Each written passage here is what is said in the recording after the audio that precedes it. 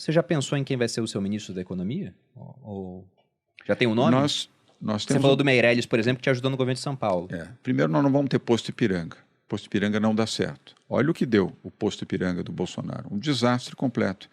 Você sabe quem está preparando o nosso programa econômico? São 3 mulheres brilhantes e, obviamente, com o apoio do Henrique Meirelles. A Vanessa Raal, a Ana Carla Abrão e a Zena Latif. 3 mulheres economistas brilhantes. E o Meirelles. Nós temos equipe. Eu sei trabalhar em equipe, não no singular. Trabalho no plural. Uma equipe também competente de pessoas está desenvolvendo o nosso programa de governo para a área da educação, para a área da saúde, para a área da habitação social, para o meio ambiente. Tem um grupo de pessoas coordenadas pelo Rodrigo Maia, também carioca, que está aqui em São Paulo e é nosso secretário. Trouxe o Rodrigo para cá. Convenci o Rodrigo, num governo decente, transformador, de que ele poderia contribuir e tem contribuído muito bem. E é isso que eu desejo para o Brasil. Pensando nas reformas, você até citou que o governo prometeu muita coisa e não entregou. Entregou a Previdência, mas como você disse, não incluiu estados e municípios. Que já veio do governo e já tinha muita coisa encaminhada, né? A bola estava na área, o Temer quase que aprovou, não aprovou porque saiu aqueles áudios e perdeu o capital político, que foi uma reforma importante. Ela tinha ali nas suas previsões mais otimistas, né, uma economia de 1 trilhão para os próximos 10 anos, mas essa economia ela já foi quase toda consumida devido à pandemia. E como o Brasil está invertendo a pirâmide etária hoje, você tem uma população idosa vivendo cada vez mais e casais tendo cada vez menos filhos. Então vai chegar um momento onde teremos que ter outra reforma da Previdência. Mas eu não acredito que vai ser agora, né? Isso vai acabar ficando para um próximo governo, que é sempre muito custoso fazer uma reforma dessas, é muito impopular.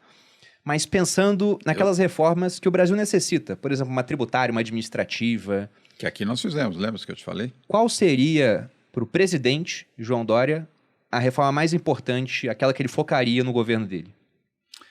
Primeiro, não seria uma reforma, seria um amplo programa de geração de emprego. Com obras públicas, como nós estamos fazendo aqui, com atração de investimentos internacionais para serem internados no Brasil e, com isso, gerar milhares de novos empregos. E isso é possível, nós estamos fazendo aqui.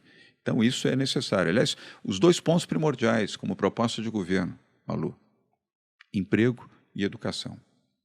Não são as únicas atividades, mas são fundamentais, porque o emprego dá dignidade, dá a essa pessoa a oportunidade de ela ter o seu próprio campo de atuação, a dignidade de ter a sua carteira de trabalho assinada, de não depender apenas de programas sociais ou de assistência, ainda que necessário, mas ela terá a sua autonomia.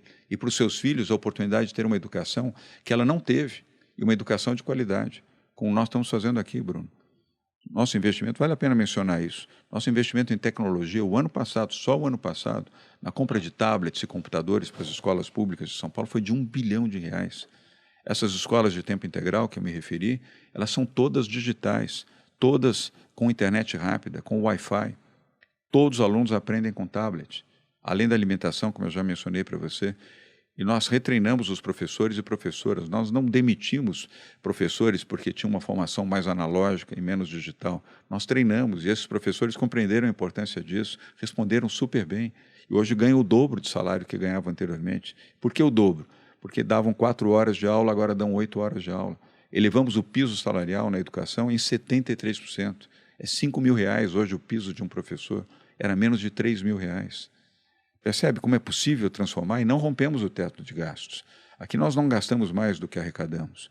Nós gastamos menos, nós estamos bem abaixo do teto do limite da Lei de Responsabilidade Fiscal, que, aliás, é uma grande conquista do PSDB. Mas você conseguiu fazer o Estado ser superavitário, São Paulo? Claro. Ou ainda fechou em déficit? Não, claro. 53 bilhões em caixa, comentei com você. 53 bilhões. E como é que nós conseguimos 53 bilhões? Reforma tributária, reforma fiscal, reforma administrativa e a reforma da Previdência, que foi a primeira que nós fizemos. Aí tivemos um superávit de caixa. Para onde vai esse dinheiro? Para a saúde, para a educação, para a habitação, proteção social, infraestrutura, proteção ambiental.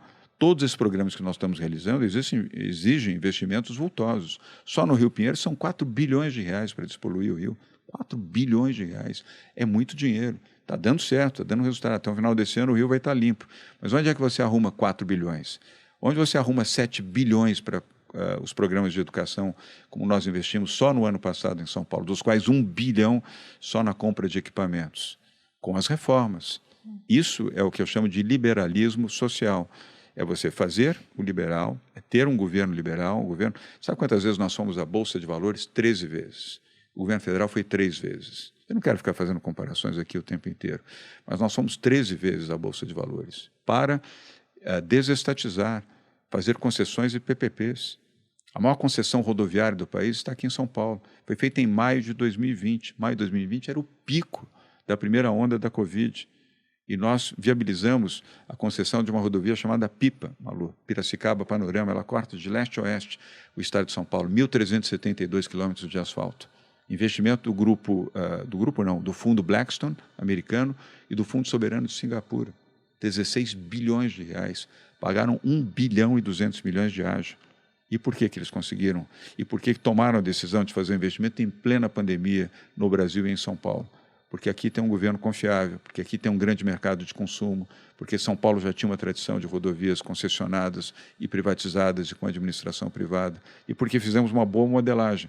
E deu certo, teve disputa, 4 grupos disputaram, um grupo ganhou e pagou 1,2 bilhão que colocamos em caixa para políticas públicas, além dos 16 bilhões do investimento que estão fazendo nessa rodovia. E a primeira rodovia, Malu, carbon free, carbono zero do Brasil, é essa que está sendo feita, denominada PIPA, aqui na região noroeste do estado de São Paulo. Então isso e outros leilões, parques públicos, quase todos os parques públicos de São Paulo já estão hoje em mãos privadas. Eu fiz isso na prefeitura. Olha o Ibirapuera. Ibirapuera custava, naquela época, custava 14 milhões de reais por ano para a prefeitura de São Paulo. Hoje não custa nada. E eu não sei se vocês frequentam Ibirapuera, hoje é um parque muito melhor do que era administrado pela prefeitura e a administração privada. Você não paga um centavo para entrar no parque, para usar a estrutura do parque, e o parque está privatizado, funcionando bem, um orgulho de São Paulo. Liberalismo, e um liberalismo consciente e social no âmbito do atendimento das pessoas mais vulneráveis. Dentro desse teu programa de geração de emprego, então, você falou obras públicas, seria através dessa via de concessão? Ou não? Seria o Estado realmente atuando? Vamos fazer aqui uma estrada do Estado? Ou não? Faz uma concessão? Qual é a tua cabeça quanto a isso? Depende da circunstância. Concessões, privatizações e PPPs são ótimos caminhos. Esse é um caminho excelente. Aliás, por isso que nós fomos 13 vezes à Bolsa de Valores. Porque qualquer programa desse tipo você tem que colocar em leilão de bolsa. Porque essa é a forma. Primeiro é o que a lei determina, e essa é a melhor forma de fazer. E é o que nós fizemos. E fizemos PPPs na área rodoviária, fizemos PPPs na área de metrô, mas também fazemos obras que são diretas. Rodovias vicinais e rodovias rurais, dificilmente você consegue ter o interesse do setor privado, porque elas não são rentáveis. Você não pode determinar ou exigir que o setor privado tenha prejuízo para fazer aquilo que o público deve fazer. Aí tem que ser um investimento público. Por isso a reforma da Previdência, por isso a reforma administrativa e fiscal, para que essas estradas, que são vicinais, e para que os que estão aqui nos acompanhando, o que é uma estrada vicinal? São aquelas estradas menores, mais asfaltadas e sinalizadas para o escoamento da produção agrícola. E é por ela que você faz o escoamento de toda a produção de grãos, a produção de açúcar, a produção de álcool, a produção da proteína animal, de verduras, de frutas. São Paulo, 22% da economia de São Paulo é o agro. Apesar de ser o estado mais industrializado do país, 22% da produção do estado é agrícola. As rodovias vicinais são fundamentais. As rodovias rurais também cumprem o mesmo papel. Algumas até nem sequer são asfaltadas, mas elas cumprem esse papel. São trajetos menores, enquanto as vicinais são trajetos maiores. Então, nesses casos, tem que ser um investimento público direto, financiado por uma posição superavitária, fruto de uma gestão administrativa correta, como nós fizemos aqui. Aqui não se rompe o teto de gasto. Aqui nós não fizemos essa irresponsabilidade que o governo federal, como Dilma fez, aliás, foi punida por isso. Ela perdeu o mandato exatamente porque rompeu o teto de gastos. E esse governo admite publicamente que vai romper o teto de gastos. Aliás, vai fazer, não no âmbito da ruptura do teto de gastos, agora ameaça fazer em relação à Petrobras. A Petrobras é uma empresa estatal com capital em bolsa de valores. Não pode o governo dizer, não vou aumentar o preço do combustível. Venda a Petrobras, então. Por que não privatizou a Petrobras? Que falou que ia privatizar. Eu, se for eleito presidente da República, vou privatizar a Petrobras, sim. Só que eu não vou privatizar a Petrobras, Bruno, para ser um monopólio privado. Sair do monopólio público para o monopólio privado. Ela será modelada numa modelagem internacional com as melhores instituições do mundo, provavelmente do Banco Mundial, para que ela possa se tornar em 3 ou 4 empresas para disputar, para ter competitividade e formar um fundo de compensação, inclusive, com essas 3 ou 4 empresas que vão disputar e provavelmente, ao disputar, terão a oportunidade de vencer a Petrobras, vão competir entre si e terão que mensalmente formar um fundo de compensação para, em momentos de crise, como esse agora, diante do conflito da Ucrânia com a Rússia, ao invés de você imediatamente transferir o aumento do combustível ou do gás de botijão ou do gás industrial para os consumidores, seja consumidor pessoa física ou jurídica, este recurso, essa diferença vir de um fundo de compensação. E não naquilo que vai se fazer, ou que já está se fazendo, o congelamento do preço do combustível. Quem vai pagar essa conta muito daqui a pouco, serão os próprios consumidores, porque vai explodir o preço do combustível, que já está num patamar absurdo. E outro dia alguém me disse, mas combustível é coisa de rico, só rico põe gasolina em carro. Mentira! E os caminhoneiros, e os peroeiros, e os motociclistas são quem? São ricos? São trabalhadores. E são trabalhadores que precisam ter o acesso ao combustível, porque senão não conseguem sobreviver. Eles dependem do seu caminhão, dependem da sua perua, dependem da sua motocicleta para sobreviver. Então, já aproveito para afirmar, desculpa, acabei batendo aqui no seu pé, perdão. Então, aproveito para dizer que, se eleito presidente da República, a Petrobras será modelada e será privatizada. Bancos estatais, por que nós precisamos de 2 bancos? Até hoje ninguém me respondeu. Por que precisa ter a Caixa Econômica Federal e o Banco do Brasil? Não precisa ter a Caixa, basta um banco. É preciso ter um banco? Precisa, porque você tem o financiamento do agro, você tem o financiamento da habitação, você tem financiamentos sociais. Lembra que eu falei do liberalismo social? Você não pode deixar a população que não tem casa, se ela não tiver um financiamento com juros subsidiado, ela não consegue comprar a sua casa. Custa caro ter uma casa, custa caro financiar a produção rural. Se você não subsidiar um pouco o mundo agrícola, você perde a competitividade internacional. Mas basta um banco, para que 2? Não tem necessidade. Eletrobras foi modulada corretamente pelo governo Temer, até agora não foi privatizada.